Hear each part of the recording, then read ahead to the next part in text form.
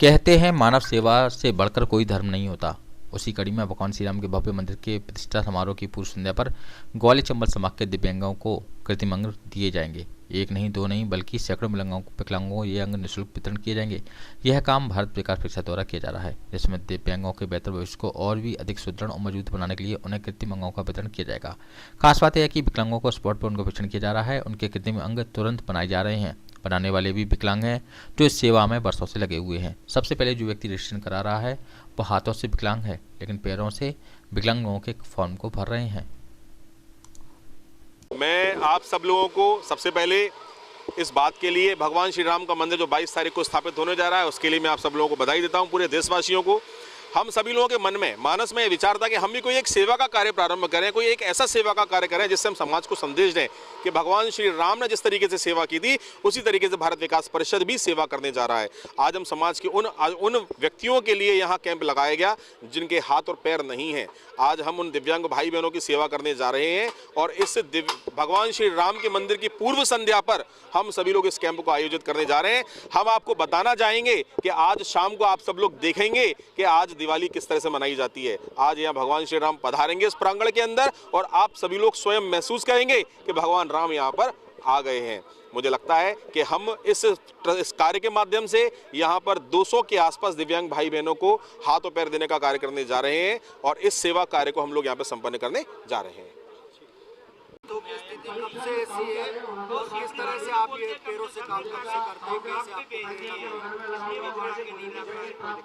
मैं देवकी नंदन मिल्कानी भगवान महावीर विकलांग सहायता समिति कोटा ब्रांच में मैनेजर हूँ। मेरा 79 में इलेक्ट्रिक शॉक लगा था, बिजली का करंट, उससे दाहिना हाथ काटना पड़ा और बायां हाथ भी काम का नहीं है। मैंने 8वीं तक पढ़ाई हाथ से करी थी। 8वीं के बाद मुझे बिजली का करंट लगने से मेरी पढ़ाई ब्रेक हो गई थी। 84 में मैंने पैर से लिखना शुरू किया और 86 में मैंने एसएससी पास करी थी। मैंने पैर से लिखने के लिए 6 महीने तक लकड़ी और मिट्टी के सहारे कोशिश करी। उसके बाद 6 महीने कागज़ और पेन से प्रैक्टिस करी और 1 साल के प्रयास में मैं अच्छा लिखना सीख गया। मैं 86 से भगवान महावीर विकलांग समिति कोटा ब्रांच में हूँ। मैं ऑफिस के सारे काम करता हूँ। अभी जब मैं ज्वाइनिंग हुआ था तब एज ए स्टोर कीपर था, फिर मेरा प्रमोशन हुआ, मेरे काम को काबिलियत को देख के सुपरवाइज़र हुआ। अभी वर्तमान में मैं मैनेजर हूँ और कोटा ब्रांच का सारा कार्य संभालता हूँ। मैं पैर से लिखने का काम ही नहीं, ऑफिस के सारे काम करता हूँ। फाइलिंग करना, पंचिंग करना, आलपिन करना बहुत कठिन काम है। मेरी उम्र इस टाइम 58 साल की हो गई और 20 साल की उम्र में करंट लगा था।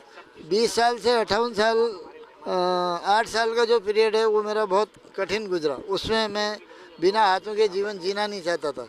जीना है तो शान से, नहीं तो जीना नहीं है। इस भावना से मैं ये पैर से लिखने की कोशिश करी। अब इस सेवा कार्य में मेरा बाकी का जीवन कैसे गुजर गया मुझे खुद को पता नहीं लगता है।